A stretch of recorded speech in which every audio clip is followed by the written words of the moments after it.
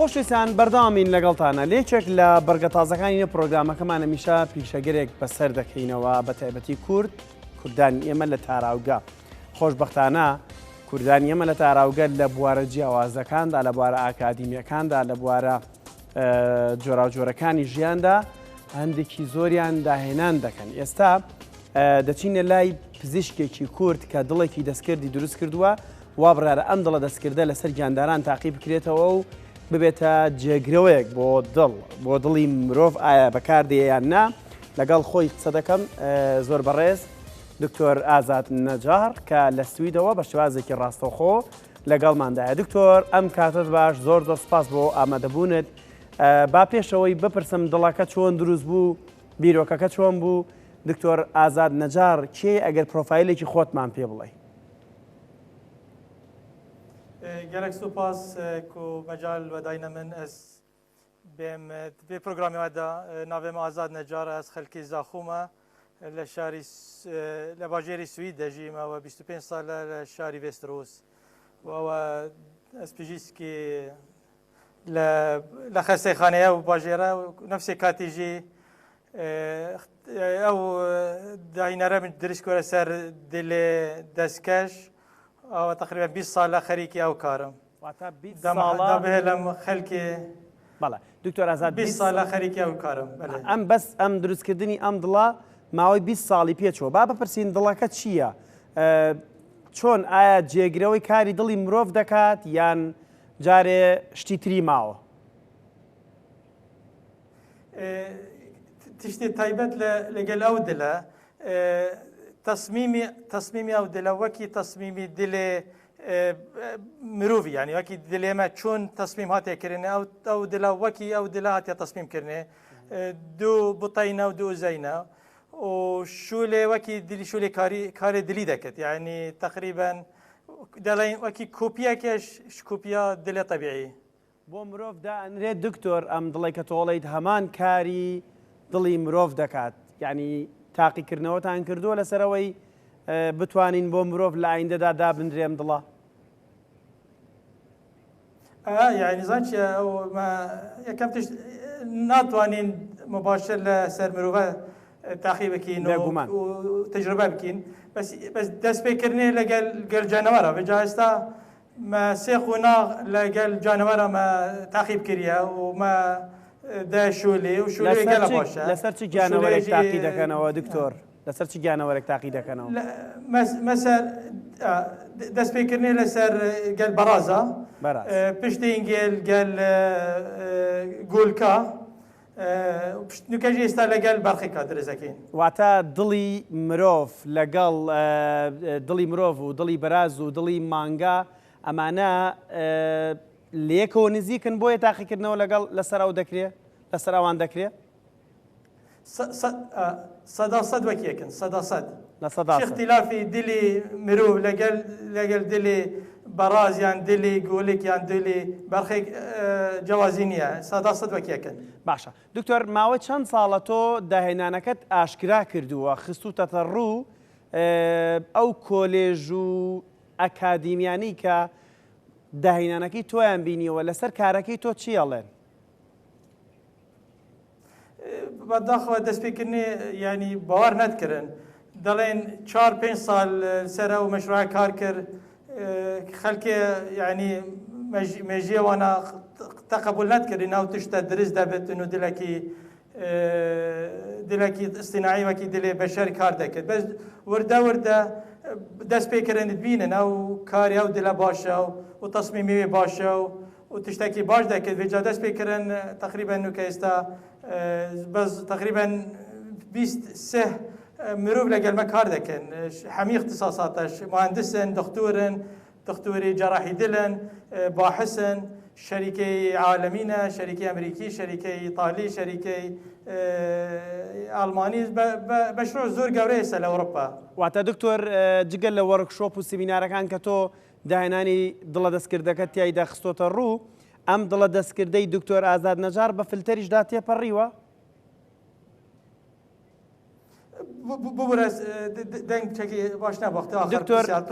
پرسیارەکە دووبارە دەکەمەوە تۆ لە زۆر وەرکشۆپ و سیمینار و زانکۆدا ئەم دڵی خۆت خستۆتە ڕوو ئەو دڵە دەستکردەی کە دروستت کردووە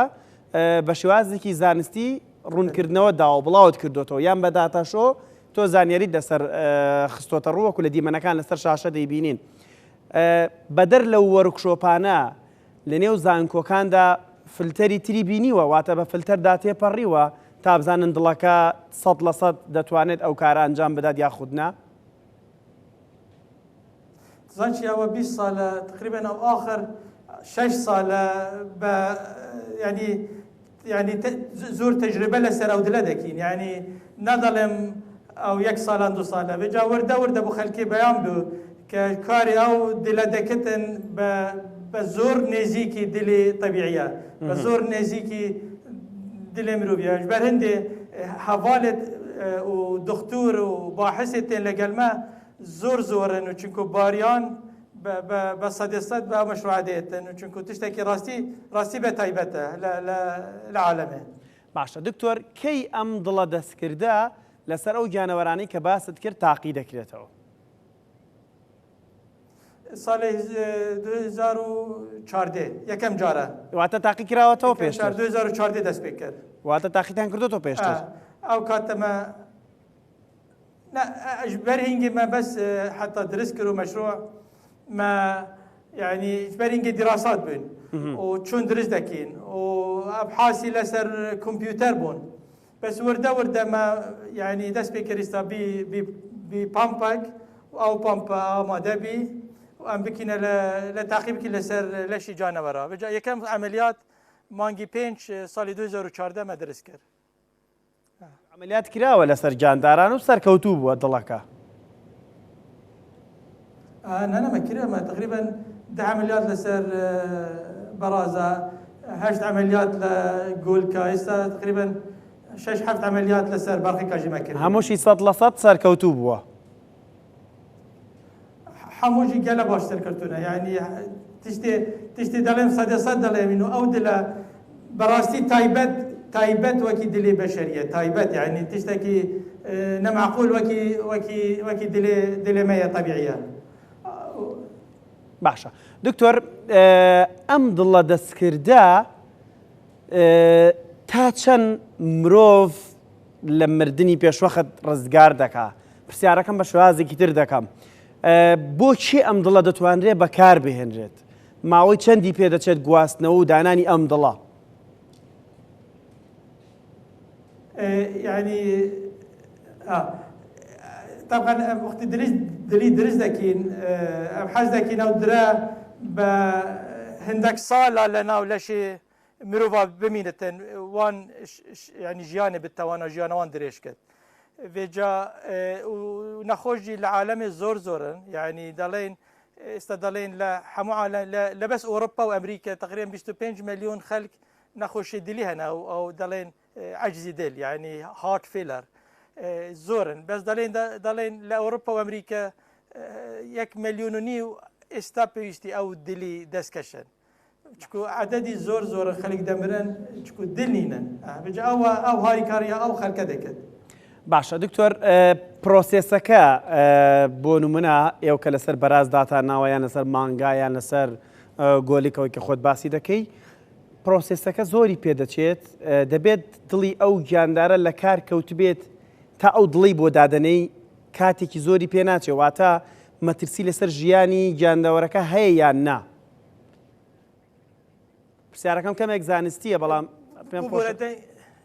بەڵێ دکتۆر تێ نەگەشتم چکو دەنگ پچێکی باش نییە ئێستا باشە دکتۆر ئێستا گوێت لێمە ئێستا باشە دکتۆر زۆر جار گیانەوەرێک کە نەخۆشە دڵی ناساخە تۆ ئەم دڵی بۆ دادەنەی بۆی ڕزگاری بێت بۆی ژیانی ڕزگار بکەی ماوەی دانانی ئەم دڵە بۆ گیاندارێک چەندی پێدەچێت یعنی دەتوانی لە ماوەی چەندێکدا ئەم دڵە دابندێت و ژیانی گیانەوەرەکە ڕزگار بکرێت ها يعني زانشيا يعني دل وقت الدل ثوابتا دي زور نموذج ودي زور يعني انتاجي بصدان نمو يعني دل بيدا دبن مروف خلقي خلاص كتن بس نفسي كاتيجي نادلم عمليات زرعي ديل اصطناعي لنا بشري عملياتك زور آسانية وبارنك جي هر خستخانك لو ولات هر ولاتك توانت او عمليات تدرس بكت بويستا يعني مروفوان وان خستخانة فير بكت وبوان بيشتوان شون عمليات دكن وبروسيس عمليات شونه او حموتشتا استا بردوامي او بروسيسنج يعني شون او عمليات توانين آسان بكين بو دكتورة وبو ستاف طبي تاسو بيني بآسانية وعمليات بکەن و بتوانن نەخۆشە خلاصکەن. باشە دکتۆر لە دیمەنەکاندا دەبینین دڵەکە وەکو شێوەی پشتوێنێک دەبەسترێت. بۆچی وەکو پشتوێنێک دەبەسترێت؟ تاقی دەکرێتەوە یان چییە ئەم شێوازی پشتوێنیە؟ ئەوە ئێستا ینی لە پشتیمێن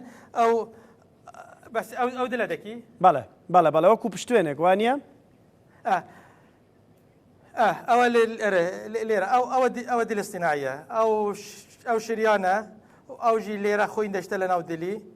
ئەو لێرە مەکینەی دلە. باشە دکتۆر ئەوژی باشە دکتۆر تێچووی دروستکردنی دڵێک بۆ گیانەوەرێک چەندە؟ بۆ نمونە تۆ کەیسە ئەم دڵت دروست کردووە دەبێت زۆر شەریکە و کۆمپانیا سەپۆرتی توان کرد بێ سپۆنسەری کارەکەی تۆ بن تاوەکو تۆ بتوانێ ئەم داهێنانە گشتگیر بکەی جیهان ڕزگاری بێت لەوەی کە کەسانێک نەخۆشی دڵیانەیە بە خێرایی بتوانی دڵێکی دەستکردیان بۆ دابنێت و لە ژیاندا بمێننەوە. ئەم کارە تێچۆکەی چەندە؟ بۆ یەک نەخۆش ئەگەر لە ئایندەدا بیرتان لێ کرد بێتەوە دابنرێت نرخەکەی چەندە؟ ساکن نرخ يعني ام حزدكين نرخي او دلا بنرخك باتن بزوري خلق توانن او دلا بكرن بس او تشتا هيش من ندانش تو دانين او نرخ دبت هندا بارا يان دبت تستا بس زاني تشتي مهم دلك پیدا بت كاركي باش بكت چونكو استا هنا هندك بامبي دلي بس بداخل كاريوان باش نيه يعني چونكو لشي مروفا يفيري او دلي طبيعي بو بجا او دلي ما لقال شرياني لقال سيستم الشريان وريدا وكيل بك بيك وباش كاردكن بجا او دلي جي ما تصميم كري وكيل دلي طبيعي او جي لا وكيل دلي طبيعي لقال شريان وريدا لشي بيك وباش كاردكن بجا او تشتي باش يعني مشكلة اختي او دلي بشتلنا لشي بشرة او مشكله استهين لقال دلت اصطناعي او لقال او دل نابت جبر هندي يعني بارا هند مهم نابتا هندي دلكي مروف بنت سيكي او دلكي باش بت بو نخوشه ومرتاح بت نخوش السر يعني مشكله نبت باشا دكتور آزاد نجار وكو كرد ام داهيناني خصوت الرويان وكو بزيشكي سويدي ثانية لو ولاتي السويد كارتكم و بس هر شونكي مقولت ياس كردم هر شونكي ظلم كردم حتى لأنه حموت اشتاك أمجي يعني حزكم صفي كردي شكواس يعني هر دمينم كرد حتى أزبم رمجاس هر كردم بس كشركة لا السويد درس دبت كتكنولوجيا السويد لقلا داهيناريا إيكا كردة بس حموت اشتدي تكنولوجيا بارت ولات السويدية لقال له مشروعية بجا بروجكتا سويدية بروجكتا أوروبية بس كأوي داهيناري أو تشتدرس دكت مسؤولية أو مشروع كان إيكا كردة وأزم. باشا دكتور هرچند كمك باسط كر بلا من بيم خوش عندي قصير استربكينوا للروي آينية للروي دينية زور جار داناني يان بخشيني ئەندامێکی جەستەکە دینیش ڕێگەی پێداوە ئاساییە بەڵام دروستکردنی بە شێوازێکی سناعی دروستکردنی بە شێوازێکی دەستکرد ڕەنگە زۆر لێکدانەوەی جۆرا و جۆری بۆ بکرێت تۆ بۆ خۆدەک و داهێنەرێکی کورد پرسیارت لە ڕووە ئاینیەکەی کردووە کە دانانی ئەم دڵە بۆ گیانداران یەکەم جارۆک و تاقیکردنەوە دواتر ئیشەڵا لە ئایندەدا کە وەکو خۆت دەڵی کار لەسەرەوە دەکەین بۆ مرۆڤیش دابنرێ واتە بیرت لە ڕوانگە ئاینیەکەی کردوێتەوە تێڕوانینی ئاین چیە لەبارەی ئەم دڵە دەستکردەی تۆ؟ تيجي هشتم بسياري يعني دلي ك لە ڕوانگەی دیینەوە بەڵێ دکتۆر دووبارەیەکەمەوە لە ڕوانگەی دیینەوە دانانی بۆ نمونە ئەم دڵە دەستکردا تا چەند تۆوەکو داهێنەر پرسیارت کردەوە بۆی تا چەند هەستەکەی لە ڕووی دینەوە ئەم کاری کە تۆ دەیکی کارێکی ڕێگە پێدراوە و هیچ گرفتێکت نەهاتۆتە پێش یان دەبێت ئەم دڵە تەنها لە وڵاتانە بۆ مەیسەر لە سوید تۆ دەڵێیت شەریکاتەکان لەگەڵ من هاوکارن تۆ ئەم بابەتت لە ڕووی دینیەوە وەکو داهێنەرێکی کورد شرۆڤە کردووە باس کردووە ساکێ ئۆروپا تشتێ مهم يعني كواليتي كاريا راست وشرط نییە ئەو مەشروع کی دەکرد کی دروست کردووە ئەمریکی بێت سویدی بێت ئەڵمان بێت یان کورد بێت یان چ خەرک بێت تشتێ مهم لێرە حسی علمی زۆرە حسی تەکنەلۆژی زۆرە ji ber hindê yani tekîdî لەسەر ئەو tişte زۆر لە ئەوروپا و لە ئەو وڵاتە بژە ji ber hindê yani bedaxewe betaybet harîkariyekî zor bۆ me hat yani دەڵێم ناڵێم نوک ez Kurd yan jî ke mêvanekî vî welatî harîkarin û ew kêmî bû min bi harîkariyekî baş peyda bû heta ji ber hindê jî ew meşruع heta êsta berdewam e çunku zor harîkarî hat هەکە ڕاستی گەشتم پرسیارەتە ئەو جواب بدا بەڵێ دکتۆر وەکو دوایین شتێک کە پێم خۆشە بپرسم تەنها دڵی دەستکرد ئێستا لە بیرۆکە و بیر و زهری دکتۆر ئازاددا یان ئەندامی تریش دەتوانرێت بە دەستکرد دروست بکرێت ئەمە پرسیارێکم پرسیارێک تریشم بیریت لەوە کردوتەوە بیتەوە لە زانکۆکانی کوردستان ئەم بیرۆکەی خۆت بخەیتە ڕوو لێرە لە کوردستان لە نێو زانکۆکاندا کاری زیاتری لەسەر بکرێت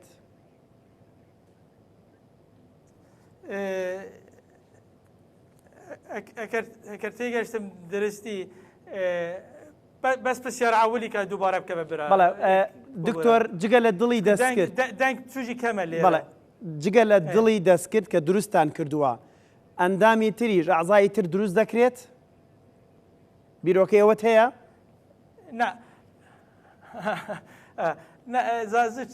ئەو 20 ساڵ لەو کارە دەکەم تقریبا 3 ساڵ دیژی 4 ساڵ دیژی کار دەکەم بەداخەوە دڵێن بەسە ینی ئەو تشتە دروست کردوە ئێستا بەسە ئەوە داهێنانێکی مرۆڤ دۆستانە بەڵێ دکتۆر بیرت لەوە کردوتەوە لە زانکۆکانی کوردستانیش بیتەوە بە شێوەی سمینار و محازەڕە و وەرکشۆپ باسێک لەم دڵی خۆت لەم دڵە دەستکردە بکەی کە داتێناوە زۆر ئامادەمە زۆر حەز دەکەم ئەی داوا بۆ ماتش ئەی جامیعی کوردی ڕۆژی دووەم دێم یعنی سەداسەد دێم چونکو بۆ من شانازیە ئەو مەشروع